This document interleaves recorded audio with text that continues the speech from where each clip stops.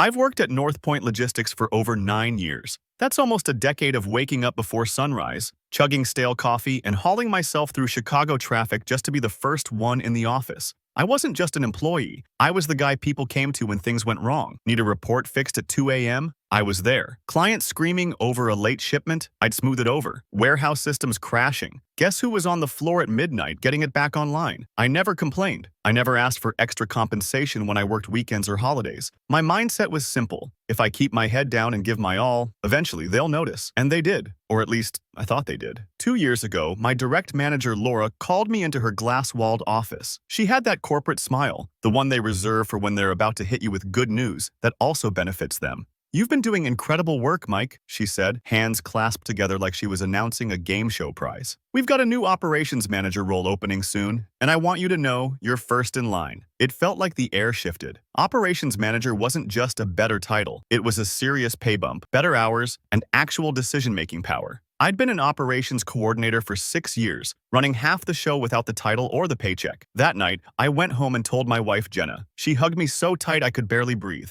"Mike, you deserve this. Finally!" From that day on, I worked even harder. I prepped reports before anyone asked, found ways to cut costs without layoffs, and trained new hires so they'd actually stick around. I was practically running the department already. And then, 6 months later, the position opened. I thought, this is it. This is my moment. But I had no idea the storm that was about to hit me. The morning they were going to announce the new operations manager, I came in early. I even wore my best suit, the dark navy one Jenna bought me last Christmas, for when big things happen. The conference room was buzzing. HR was there, my department was there, and Laura was standing at the head of the table with a stack of welcome folders. I sat down, heart pounding, waiting for her to say my name. And then she didn't. "Everyone, I'd like to introduce our new operations manager, Bradley Carter." I blinked. This guy walks in wearing a smug grin and a tailored suit that screamed, "Daddy's money." I didn't know him, but apparently Laura did. After the meeting, I found out Bradley wasn't just some random hire. He was Laura's brother-in-law. He'd been working at some family-owned company that went under, and now, lucky him, he needed a job. No interview, no internal posting, no fair process. Just handed my promotion on a silver platter because of his last name.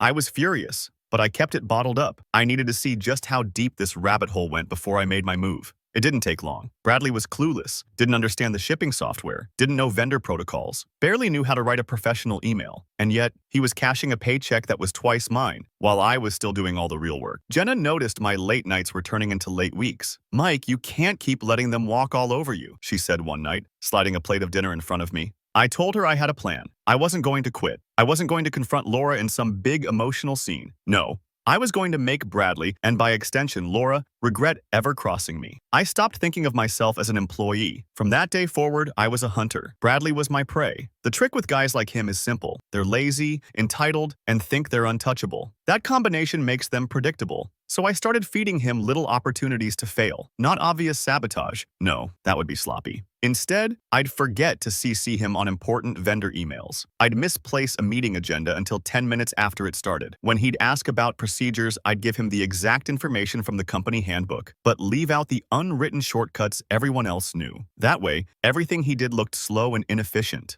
And oh, did it work. Within 2 months, his leadership had delayed 2 major shipments, caused a vendor to threaten pulling their contract, and messed up an invoice so badly that accounting had to spend 3 days untangling it. But here's the beautiful part. I made sure every mistake could be traced back directly to his own login, his own approvals, his own signature. Meanwhile, I played the loyal soldier, stayed late, fixed problems quietly, smiled in meetings. Bradley got more and more stressed. His once perfect hair started looking greasy. His expensive suits suddenly seemed a size too big. But Laura? She was still defending him. "He's just getting used to the role," she told HR when complaints started piling up. "Give him time." Perfect. That meant when the hammer finally dropped, it would hit both of them. Every predator waits for the right moment, and mine showed up in the form of Falcon Ridge Industries, one of our biggest clients. They were about to launch a new product line, worth millions in contracts to us. Bradley was put in charge of the rollout. Laura personally announced it in the Monday meeting, like she was handing a knight his sword before battle. I kept my face neutral, but inside, fireworks. Bradley had no idea how high the stakes really were. Falcon Ridge's procurement manager, Denise, had been with them for over a decade. She hated incompetence and had no patience for corporate politics. If Bradley slipped up even once, she'd go straight to the top, and our CEO loved Denise. I made sure to help Bradley prepare. I gave him outdated supplier cost sheets. Told him Falcon Ridge preferred one shipping method. They didn't. When he asked for the project timeline, I accidentally sent him the draft version, missing 3 critical steps. Bradley, of course, didn't double-check anything. He just strutted into meetings with Falcon Ridge like he was the smartest guy in the room. Then came launch day prep meeting. Bradley opened his presentation, and within 2 slides, Denise's face froze. By slide 4, she was openly scribbling notes. By slide 6, she stopped him mid-sentence. Bradley, where on earth did you get these numbers? They're 3 months out of date. And this shipping plan? That's not even an option we offer anymore. Bradley stammered something about internal updates, but the damage was done. Denise's tone went ice cold. The meeting wrapped early. Falcon Ridge requested a private discussion with upper management. I didn't need to be in the room to know what was said, but when Bradley walked out afterward, his face looked like someone had punched him in the gut. And that's when I knew the first real crack had formed. Bradley's little disaster with Falcon Ridge sent ripples through the whole office. Laura tried to spin it in the Monday update email, something about minor miscommunications and timeline adjustments, but the truth was spreading faster than she could type. I didn't need to gossip. I just made sure the right people heard the right details. In this office, that meant dropping facts in casual conversations. Oh, I'm sure Bradley meant to send Falcon Ridge the right shipping data. It's just so easy to miss when you're juggling so much, right? People filled in the blanks on their own, but I knew Laura wouldn't abandon him over one mistake. No, she'd defend him to the bitter end unless I could make it look like his mistakes were sabotaging her. So I planted the seed. During a coffee break, I mentioned to Laura, "Hey, you probably already know, but Denise from Falcon Ridge seemed pretty upset. She hinted that you might have approved Bradley's plan before it went out." I told her that had to be wrong, of course. Her face went pale. She brushed it off, but I saw her jaw tighten. From then on, I made sure every one of Bradley's small blunders, the wrong draft of a budget sheet, a late client reply, missing a meeting, all found their way indirectly to Laura. Nothing too obvious. Just enough for her to start connecting dots that weren't even there. Within a month, they'd gone from us versus the world to subtle sniping in meetings. Bradley's confident smirk was fading. Laura's forced smiles looked more like gritted teeth. Exactly what I wanted. Because when you split the pack, the wolves start tearing each other apart. Every year, our company throws a big networking gala.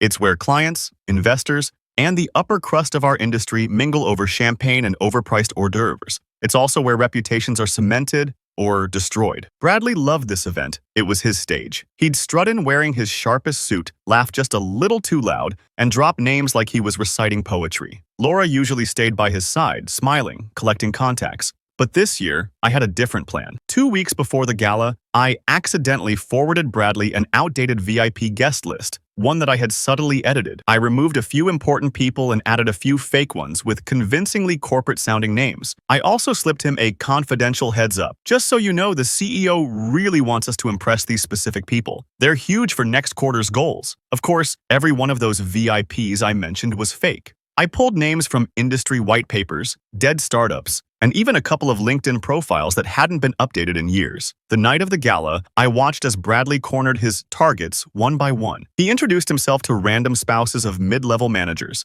gushed over a guy who turned out to be the hotel's catering director, and spent a solid 20 minutes pitching a project to someone who used to run a competing firm but had retired 10 years ago. Meanwhile, the real VIPs, the ones Laura knew from the correct list, were being charmed by me. I made sure to casually mention, "Oh, Bradley? I think he's busy working the room. He's very focused tonight." The next morning, whispers were everywhere. People laughed quietly about Bradley's new investor friend, the catering guy. Even Laura didn't defend him. She just muttered, "I told him to double-check the list," and walked away. Bradley didn't know it yet, but his shiny armor was cracking. The gala disaster was just the appetizer. Bradley's downfall needed a main course. About a week later, an opportunity practically fell into my lap. The company was preparing for a massive client pitch, the kind that could bring in millions. Bradley, being Bradley, insisted on leading the presentation. Now, here's the thing about Bradley. He hated doing the actual work. He preferred to skim reports, memorize just enough buzzwords, and then perform like a peacock in front of clients.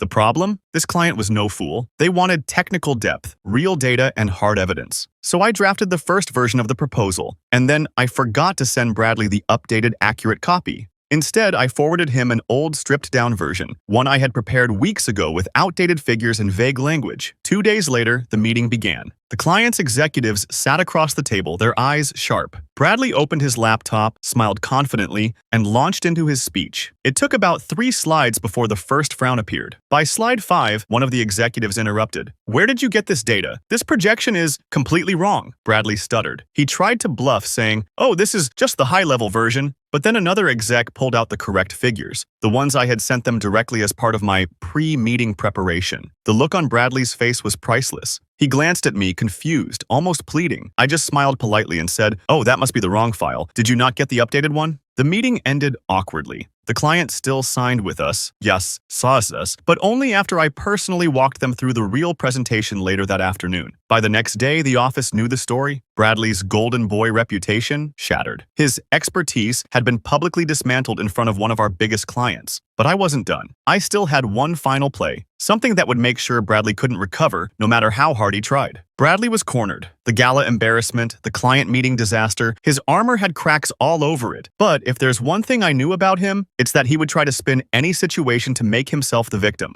That meant I needed a checkmate move, one that would make even his allies turn their backs. The opportunity came during our annual compliance audit. Every year, the company reviewed financial records, vendor payments, and expense reports. Bradley had always been a little creative with his expense reports. Lavish business lunches with his friends, first-class flights for urgent client trips that somehow landed him in Miami during spring break, hotel bills that included spa packages. I knew he'd crossed lines before, but this year, I had something better than suspicion. I had proof. Months earlier, I'd stumbled across a shared drive folder with scanned receipts. They weren't just shady, they were blatantly fraudulent. One receipt was for a dinner in Paris, on a date when Bradley was verifiably in New York. Another showed payment for client entertainment at a luxury golf resort, but the client listed didn't even exist.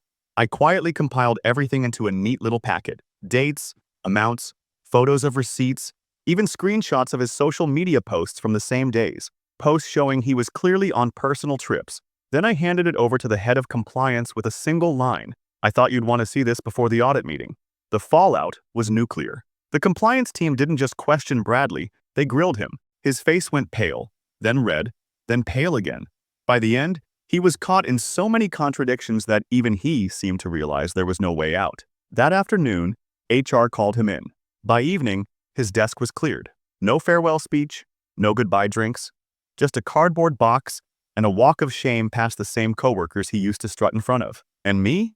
I didn't gloat. I didn't even smirk. I just sat at my desk typing away as if nothing had happened. Because the best revenge isn't screaming, "I told you so." It's letting them know, silently but unmistakably, that they were outplayed. When Bradley left, the entire atmosphere at the office shifted overnight. The tension that had once clung to every meeting, every hallway conversation, it evaporated. People who used to keep their heads down suddenly felt safe to speak up again.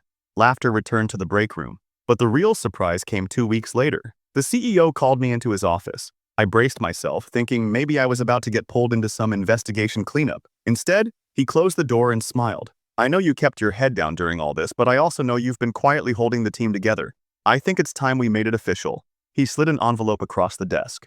Inside was an offer letter, a promotion, one that not only gave me Bradley's old title, but also came with a pay bump that made my jaw drop. It felt poetic. I didn't scheme for the promotion. I didn't need to sabotage anyone. I just let the truth do the work. And the truth had done its job. But the best part wasn't the title or the money. It was an email I got a month later from an unknown address. The subject line read, "We need to talk."